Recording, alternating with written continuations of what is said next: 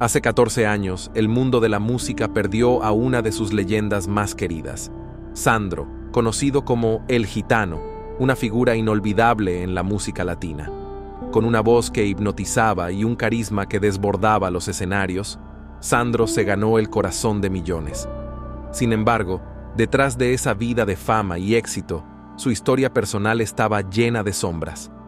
A lo largo de su vida, enfrentó luchas con el alcohol, relaciones complicadas y un hábito que le costaría caro: fumar hasta 80 cigarrillos al día, lo que eventualmente contribuyó a su prematura muerte. Pero lo que nadie esperaba es que, después de 14 años de su partida, su esposa, Olga Garaventa, finalmente ha decidido romper el silencio. En una entrevista reveladora, Olga ha expuesto los secretos más íntimos del ídolo argentino, arrojando luz sobre un lado de Sandro que pocos conocían. ¿Qué es lo que Olga ha revelado sobre esos últimos años de su vida juntos?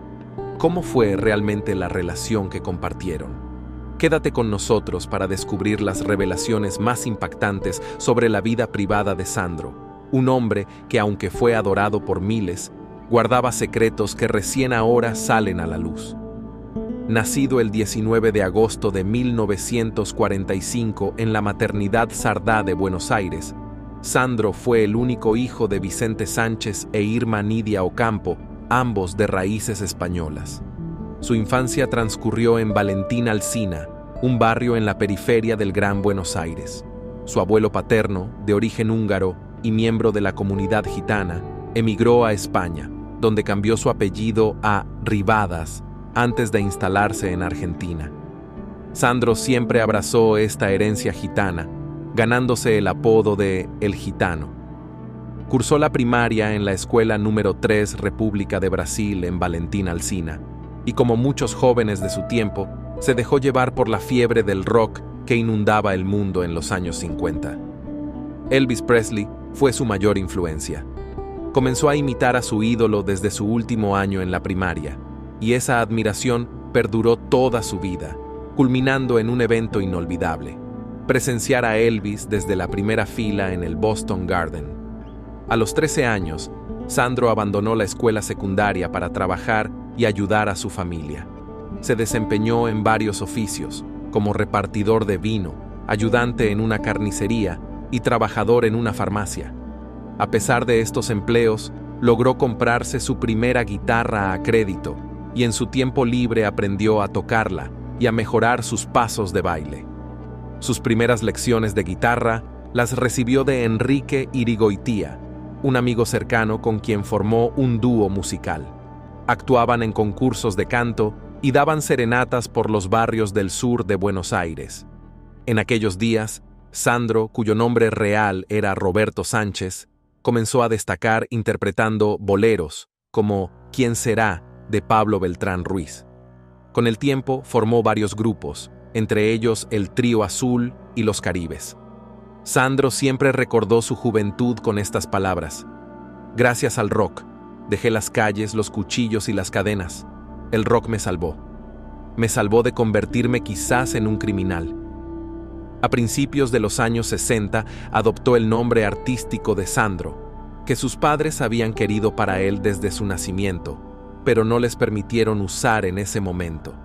Su primera actuación como Sandro fue en el Recreo Andrés de Villa Jardín. Poco después, en 1960, formó la banda Los Caniches de Oklahoma, que luego se renombró como Los de Fuego. Al principio, Sandro era solo guitarrista y corista, pero en 1962, después de que el vocalista principal perdiera la voz, asumió el rol de cantante. Con Los de Fuego, Sandro comenzó a versionar clásicos del rock and roll en español, como las canciones de Elvis Presley y Jerry Lee Lewis. En septiembre de 1963, grabaron su primer sencillo, que incluía versiones en español de Eres el demonio disfrazado y otros éxitos. Aunque los primeros lanzamientos no tuvieron gran éxito comercial, Sandro poco a poco empezó a hacerse un nombre en la escena musical argentina. En febrero de 1964, Sandro alcanzó un hito importante en su carrera cuando CBS grabó su primer gran éxito junto a Los de Fuego, una versión en español de la popular canción There's Much Agitation, titulada Hay mucha agitación. El sencillo vendió más de 150,000 copias, consolidando a Sandro como una figura clave en el movimiento del rock argentino en español. Para mediados de ese año, Sandro y Los de Fuego comenzaron a causar sensación en la televisión argentina, debutando en programas como Aquí la Juventud y luego en el famoso Sábados Circulares, conducido por Pipo Mancera. Estas apariciones catapultaron a Sandro al estrellato. Con sus movimientos de baile inspirados en Elvis Presley, generaba tanto admiración como controversia. Rápidamente fue apodado el Elvis criollo o el Elvis latino, aunque su estilo tenía un sello propio. A pesar de las críticas que generaban sus provocativas actuaciones y de los intentos por censurarlo en televisión, Mancera defendió a Sandro. Incluso amenazó con renunciar si las restricciones continuaban, lo que permitió que Sandro siguiera apareciendo en televisión. Muchas de esas memorables presentaciones en blanco y negro quedaron inmortalizadas en videos de la época. La primera incursión de Sandro en el cine fue en 1965, con un papel secundario en la película Convención de Vagabundos. Ese mismo año, firmó con CBS como solista y bajo la producción de Héctor Techera, lanzó una serie de éxitos que lo consolidaron en el mercado musical, como Sandro de América y Una muchacha y una guitarra. Las producciones de Techera captaron el fervor de los fanáticos de Sandro, lo que se tradujo en un aumento significativo en las ventas de discos. En 1965, después de 2 años y medio con Los de Fuego, Sandro decidió iniciar su carrera en solitario. Con la ayuda de su nuevo manager, Óscar Andro, formó una nueva banda llamada Sandro y su Conjunto. Juntos, alquilaron un sótano en Recoleta al que llamaron La Cueva de Sandro, un espacio clave en la escena del rock argentino.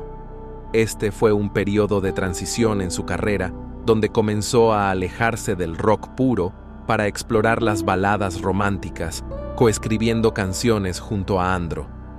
En 1966 lanzó su primer gran éxito en solitario, Las manos de mi padre, seguido por una serie de álbumes que lo consolidaron como una figura de la balada romántica, como El sorprendente mundo de Sandro, Alma y fuego y Latin Beat. También continuó su carrera cinematográfica, interpretando roles importantes como el del gaucho Severino en Tacuara y Chamorro. Sandro obtuvo una victoria destacada en el Festival de Buenos Aires en 1967 con su canción No me dejes, lo que le valió el Obelisco de Plata. En ese mismo año lanzó Quiero llenarme de ti, tema principal de su siguiente álbum y su primer rol protagónico en el cine. En febrero de 1968, su actuación en el Festival de Viña del Mar en Chile marcó un momento crucial en su carrera internacional. Sin embargo, ese año también estuvo teñido de tragedia cuando su padre falleció el 27 de julio. A pesar de su dolor, Sandro demostró su dedicación grabando 3 nuevas canciones apenas unas semanas después, el 19 de agosto. En 1969 lanzó la icónica Rosa Rosa, que vendió más de 2 millones de copias, convirtiéndose en un éxito monumental. Aunque existen versiones diferentes sobre la inspiración detrás de la canción, algunos dicen que fue una metáfora que comparaba a una mujer con una flor, mientras que otros afirman que fue en honor a Rosa Díaz, empleada doméstica de la familia de su productor. Independientemente de su origen, Rosa Rosa fue un éxito rotundo.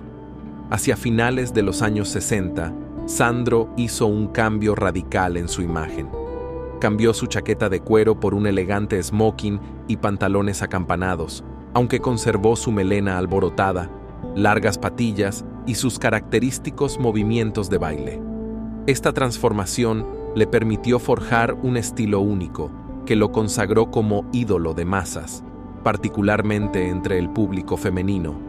A medida que cerraba la década, Sandro dejó el rock para centrarse en las baladas románticas, un género que él mismo ayudó a definir y que se convertiría en la base del pop latino en las décadas siguientes. Sandro infundió a la balada romántica elementos del rock and roll, lo que hizo que su música fuera provocativa y atractiva, especialmente para el público joven en las comunidades latinoamericanas y en particular para las mujeres. Un aspecto clave de su nuevo estilo fue su presencia escénica abierta y seductora, dirigida específicamente hacia ellas. Esto se manifestaba en sus letras, ritmos y, sobre todo, en su voz y movimientos. Aunque su estilo de interpretación tomaba inspiración de Elvis Presley, Sandro desarrolló una identidad única que conectaba profundamente con su audiencia. Su enfoque irreverente y sensual tuvo un impacto significativo, sobre todo en las jóvenes latinoamericanas. Las fans de Sandro, conocidas como sus chicas, se convirtieron en una parte esencial de su imagen pública. Sus reacciones entusiastas, como lanzar ropa interior al escenario, añadieron un aire hedonista y cargado de energía sexual a sus presentaciones. El estilo de Sandro rompió audazmente con las normas tradicionales sobre la virginidad femenina y las relaciones prematrimoniales en América Latina. Reflexionando sobre su impacto en el escenario, Sandro comentó en una ocasión: "Cuando hago movimientos sensuales en el escenario, siento que deben haber miles de emociones corriendo en la audiencia. Me intriga saber qué buscan esas chicas, qué vacíos están llenando. Entre 1969 y 1980, Sandro lanzó 12 álbumes y protagonizó 12 películas, en una época prolífica que comenzó con los lanzamientos de Sandro de América y Quiero llenarme de ti en 1969. Su debut en el cine con La vida sigue fue también en ese año. El 2 de agosto fue galardonado con un disco de oro en Nueva York, reconociéndolo como el artista latinoamericano con más discos vendidos en Estados Unidos. En Caracas, recibió el trofeo Rafael Guinand como Artista Extranjero del Año, un reconocimiento otorgado por un panel de artistas, periodistas y el público venezolano. A lo largo de los años 70, Sandro continuó ganando premios, incluyendo el Trofeo Meridiano de Oro, votado por el público venezolano en los diarios 2001 y Meridiano. Lo recibió en cada edición desde 1970 hasta 1975, y nuevamente en 1978, lo que demuestra su popularidad en Venezuela. El apodo de El Gitano, que adoptó en esta época, fue un guiño a su supuesta herencia gitana por parte de su abuelo paterno, un húngaro de ascendencia romaní. Sin embargo, algunos sostienen que este apodo fue más una estrategia de marketing que un reflejo de su verdadera ascendencia. El 11 de abril de 1970, Sandro hizo historia al convertirse en el primer artista latinoamericano en actuar en el Madison Square Garden de Nueva York, con 2 conciertos en el Felt Forum ante más de 5,000 personas. Aunque existe la creencia de que este concierto fue transmitido por televisión, no hay grabaciones ni pruebas de una transmisión en vivo. Se cree que la transmisión satelital del lanzamiento del Apolo 13, organizada por Nicolás Mancera, coincidió con el horario del concierto, lo que pudo limitar las opciones de emisión. El éxito de Sandro trascendió las fronteras de América Latina, alcanzando popularidad en Estados Unidos, Canadá y el Caribe, donde su música latinoamericana encabezaba las listas de éxitos. Su 9º álbum, Sandro de América, fue un éxito rotundo y fue reconocido por CBS como el álbum número 1 en la región. Sandro, junto a otros artistas influyentes como Leo Dan, Palito Ortega, Leonardo Fabio y figuras españolas como Nino Bravo y Julio Iglesias, ayudó a consolidar la balada romántica como el género dominante en la música latina. Este estilo, con influencias del rock, aportó frescura a la balada romántica y redefinió el pop latino. Para 1971, la popularidad de Sandro era tan abrumadora que reunió a más de 60.000 personas en el Estadio de San Lorenzo en Buenos Aires durante los carnavales. El éxito de la década de los 70 cimentó su lugar en la música, pero también trajo consigo desafíos personales. La pérdida de dos figuras cercanas, Oscar Anderle, fallecido el 17 de febrero de 1988, y su madre, Nina, quien murió el 26 de agosto de 1992, marcaron profundamente a Sandro. Estos eventos lo llevaron a replantearse su vida y a buscar nuevos caminos en su carrera y en sus aspiraciones personales. En la década de 1990, Sandro consolidó su estatus como una leyenda viva de la música latina. Sus contribuciones fueron reconocidas tanto por el público como por sus colegas. Uno de los momentos más destacados fue cuando Charly García lo invitó a colaborar en una versión de Rompan Todo para el álbum Tango 4 junto a Pedro Aznar. A su vez, en 1980, un álbum tributo titulado Roku incluyó a diversos artistas de rock reinterpretando los éxitos de Sandro. En 1993, Sandro celebró 30 años de trayectoria musical con una serie histórica de 18 presentaciones en el Teatro Gran Rex de Buenos Aires, rompiendo el récord anterior de 14 shows establecido por Soda Stereo. Siempre superándose a sí mismo, en 1996 realizó 27 funciones con Living History y en 1998 logró un nuevo hito con 40 shows en la temporada de Gracias 35 años de amor y pasión. En 1998 se reveló que Sandro padecía enfisema pulmonar crónico, una grave condición causada por décadas de tabaquismo. Famoso por fumar hasta 80 cigarrillos al día, Sandro ignoró las advertencias sobre los efectos perjudiciales del hábito, ya que no sentía que afectara su voz. Esta enfermedad lo obligó a retirarse de los escenarios, aunque no lo apartó de sus fans. En 2001 presentó uno de sus shows más memorables, El Hombre de la Rosa, donde utilizó un suministro de oxígeno conectado a su micrófono para poder actuar. Sin embargo, Sandro no pudo superar la batalla contra la sepsis que afectaba su cuerpo. El 4 de enero de 2010 falleció a las 8:47 de la noche, víctima de un shock séptico, según confirmó Claudio Burgos, el jefe del equipo quirúrgico. Había pasado por 5 cirugías tras el trasplante, 2 de ellas el mismo día de su muerte, y luchó por su vida durante 45 días. La noticia de su fallecimiento se propagó rápidamente a través de los medios argentinos y las redes sociales. El 5 de enero de 2010, medios internacionales como The New York Times y The Washington Post reportaron la noticia con titulares como El cantante Sandro, el Elvis argentino, muere a los 64 años. La BBC también cubrió su fallecimiento de manera destacada. Ese mismo día, largas filas de dolientes se extendieron por varias cuadras mientras miles de personas acudían al hall de los Pasos Perdidos en el Congreso Nacional Argentino para despedirlo. Curiosamente, fue el mismo lugar donde, apenas 3 meses antes, se había realizado el velorio de la icónica cantante Mercedes Sosa. Desde jóvenes hasta ancianos, miles de personas acudieron a despedirse de Sandro. Sin embargo, su familia decidió restringir el acceso de la prensa a la sala donde estaba colocado su ataúd, que permaneció abierto solo para sus seres más cercanos. La exposición se extendió hasta la madrugada del 6 de enero, cuando fue sepultado en un cementerio privado en Longchamps. Más de 50.000 personas se alinearon en el Congreso Nacional para rendirle homenaje, y más de 100.000 siguieron la procesión fúnebre. Olga Garaventa no comenzó siendo fan de Sandro, pero con el tiempo compartió una profunda historia de amor con él, convirtiéndose en la única persona con la que el artista se casó.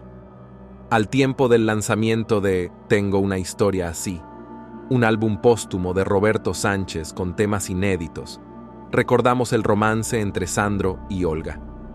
Tras separarse de su primera pareja, con quien tuvo 2 hijos, Manuela y Pablo, Olga empezó a trabajar para Aldo Aresi, el manager de Sandro, ocupándose del mantenimiento de las oficinas del artista en Boedo.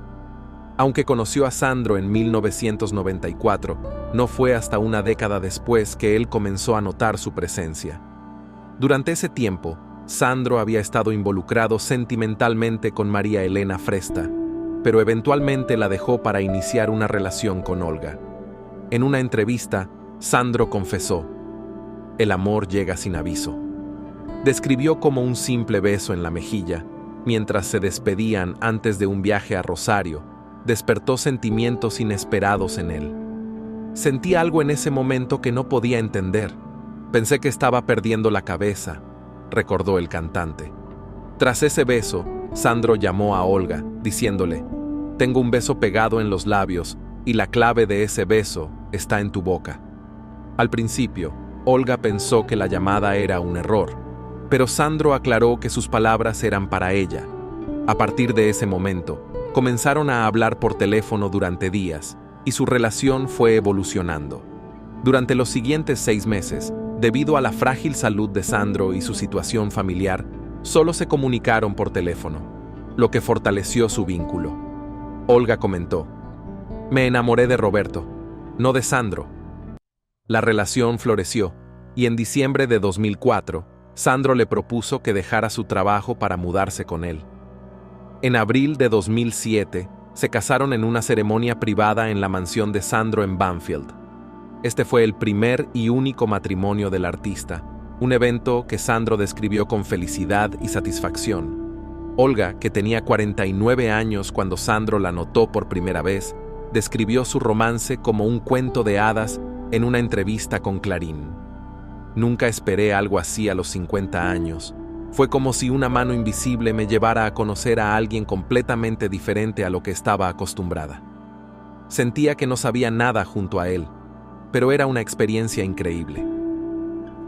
Durante los últimos años de Sandro, Olga fue su compañera incondicional, enfrentando con él los duros momentos que siguieron a su trasplante de corazón y pulmón. Su fortaleza quedó demostrada durante los 45 días que Sandro pasó en recuperación. Sin embargo, el estrés le cobró factura a Olga, quien llegó a desarrollar una infección intestinal por la presión que vivió en esos momentos. El cirujano Claudio Burgos comentó en ese momento: "Olga soportó mucho estrés, luchaba una batalla difícil y eso la afectó". Hoy en día, Olga sigue viviendo en la mansión de Banfield, donde recibe visitas de sus hijos y nietos.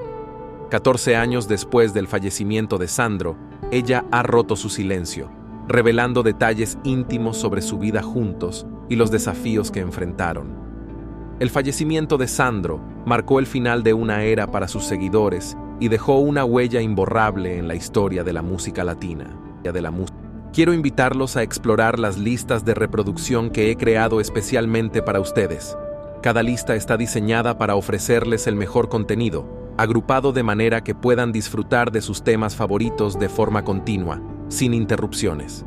Ya sea que les interese el mundo del entretenimiento, la vida de las celebridades, historias impactantes o análisis en profundidad, encontrarán algo para cada gusto. No se pierdan estas colecciones hechas con mucho cuidado y pensando en lo que más disfrutan.